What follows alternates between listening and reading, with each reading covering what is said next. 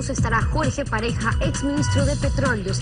La inversión de 13.000 millones de dólares en la refinería del Pacífico, el más grande endeudamiento de la historia nacional, ¿se justifica en la realidad petrolera actual? Ya regresamos, quédese en nuestra sintonía. El lenguaje político está diseñado para que las mentiras parezcan verdades, el asesinato una acción respetable y para dar al viento apariencia de solidez. Lo dijo George Orwell, escritor y periodista inglés.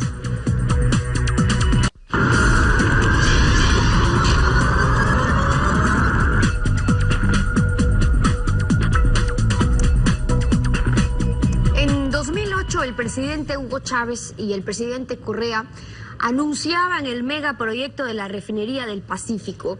Se suscribió un memorando de entendimiento entre PDVSA, Petroecuador. Se dijo que Ecuador tendría el 51% del proyecto y Venezuela el 49%. El presidente Chávez decía que en 5 años estarían allí mismo ya para inaugurar tremenda refinería. Pero la realidad es que ya han pasado no 5, sino 8 años y estamos todavía en conseguir el financiamiento. Jorge Pareja Cucalón, exministro de Petróleos, bienvenido a Contacto Directo. Buenos días, Stephanie. Buenos días.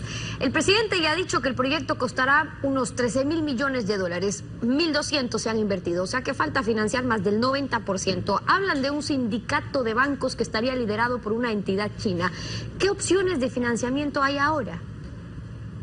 Bueno, mire, el tema es el siguiente, ¿no? El de fondo.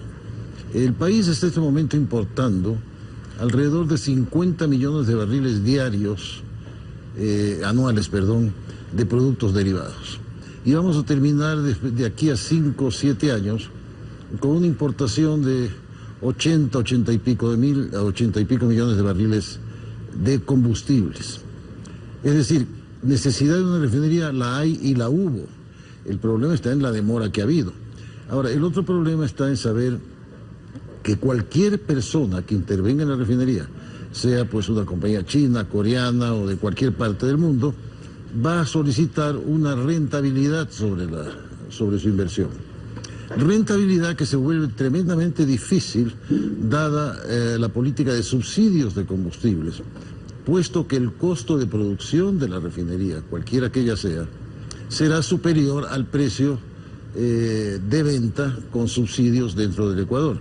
Es decir, para que la refinería, cualquiera que sea, tenga éxito económico, que es lo que buscan los inversionistas, forzosamente el gobierno ecuatoriano tendrá que pagar a la refinería precios internacionales para venderlos a precios subsidiados. Eso en caso de que estemos hablando de un inversionista y no de un prestamista, porque hay diferencia. En cambio, si hablamos de conseguir financiamiento o de inversión, por ejemplo, en el caso de Venezuela, porque se propuso una compañía de economía mixta cuando se creó con accionistas que eran Petroecuador y PDVSA en un 49%.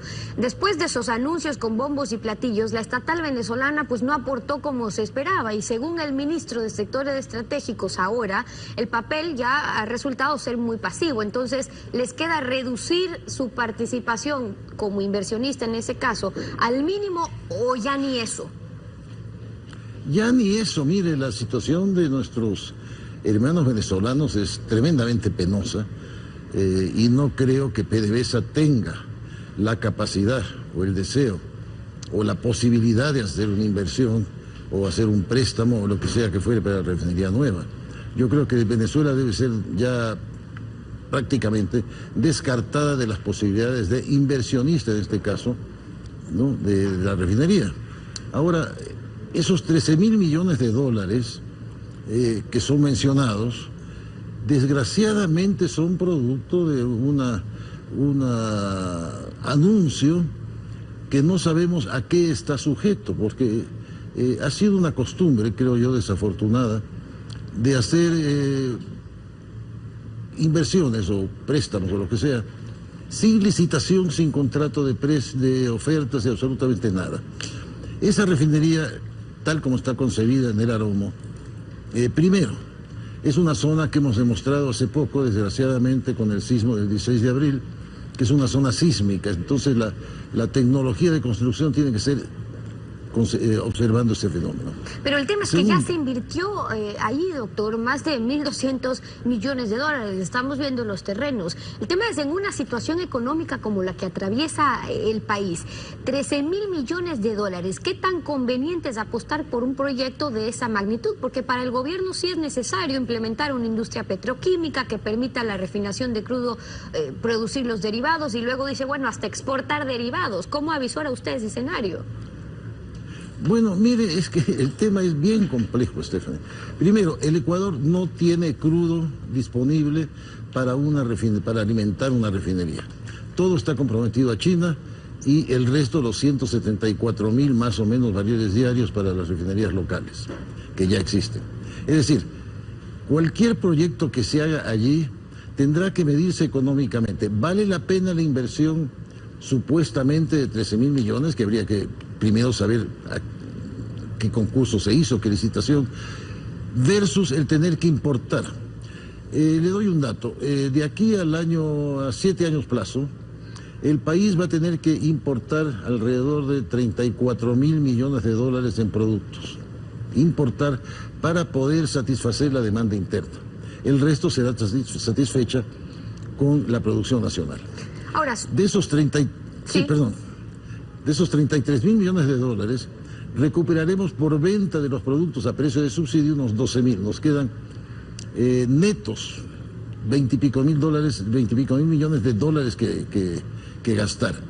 La pregunta para un gobierno o para un país que esté en problemas por el terremoto, por la baja del precio del crudo del petróleo, por el sobregasto público, etcétera, etcétera, ¿qué es mejor o qué es peor, si quiere usted verlo desde ese punto de vista? Invertir en un proyecto que forzosamente tendrá que revisar los precios de subsidiados de combustibles, o importar. Es una pregunta difícil de contestar desde un punto de vista estrictamente frío. Y también difícil cuando se han gastado ya 1.200 millones de dólares y pues ya hemos visto los terrenos. Ahora, usted dice, no hay suficiente petróleo, y sobre eso, si la construcción de esta refinería guarda dependencia con la disponibilidad del petróleo y si el petróleo se está acabando, el ministro coordinador de sectores estratégicos decía, bueno, pero hay países que no extraen un solo barril de crudo como Singapur y Corea del Sur y tienen allí sus refinerías. ¿Es comparable? No, porque mire, en Singapur sabemos es una isla, ¿no? Y no tienen petróleo. El caso más comparable podría ser Chile. Chile es un país vecino, casi vecino nuestro, no tiene producción de petróleo importante y sin embargo tiene 2 refinerías, una en Concón y otra en Concepción. Y ellos importan el crudo. Ahora, para funcionar la supuesta refinería que se proyecta, el país tendría que importar crudo. Porque no tenemos capacidad. La idea original era de que Venezuela aporte con un crudo de 32 grados API para la refinería. Bueno, justamente sobre eso, permítame recordar un poco esa opción que había de que Venezuela nos dé petróleo para refinar. La propuesta inicial desde el día en que se anunció la construcción de la refinería. Recordemos lo que decía en el 2008 el presidente en ese entonces, Hugo Chávez. En el futuro, Venezuela va a incrementar su producción de petróleo. Uno de los pocos países del mundo que hoy tiene posibilidades de incrementar la producción en el corto plazo es Venezuela, y hemos estado trabajando muy duro para ello. Pues en vez de enviar ese petróleo crudo hacia los Estados Unidos, nosotros preferimos 1 millón de veces mandarlo crudo a la refinería de aquí de Manta, de aquí de Manabí, de aquí del Pacífico, la refinería. Y después de 8 años, ¿en qué medida pudo incrementar Venezuela su producción de petróleo y existe esa posibilidad de que puedan ellos enviar su petróleo para refinarlo nosotros? Miren, Stephanie, las declaraciones del finado presidente Chávez son políticas y el resultado, porque las cosas se ven por el resultado, es que Venezuela está importando crudo de Estados Unidos para hacer funcionar sus refinerías. La producción de crudo venezolana ha decaído notablemente y sabemos el estado económico de Venezuela, de manera que yo creo que Venezuela es un factor de la ecuación refinería que ya no lo debemos considerar. Eso está muerto. Los arqueólogos de aquí a 2000 años verán la primera piedra y pues, se preguntarán qué tipo de civilización hubo aquí en este sitio en Manta para poner estas piedras. Pero aparte de ese valor arqueológico futuro, no hay más. La pregunta de fondo es, ¿qué hace el Ecuador? No este gobierno que ya se nos acaba, sino qué hace el país para suplir esta demanda enorme de combustibles que tiene, que van más allá de la oferta que puede producir el país. Las soluciones son, como digo yo, son dos, no hay más. O importamos el combustible o hacemos la refinería. Claro, y para hacer la refinería era una inversión de 13.000 millones de dólares, pues y luego otro tema de discusión es en qué condiciones recibiríamos esos créditos o préstamos, que ya será otra ocasión para conversarlo. Jorge Pareja Cucalón, exministro de Petróleos, muchas gracias por ahora por habernos acompañado aquí en Contacto Directo. Gracias.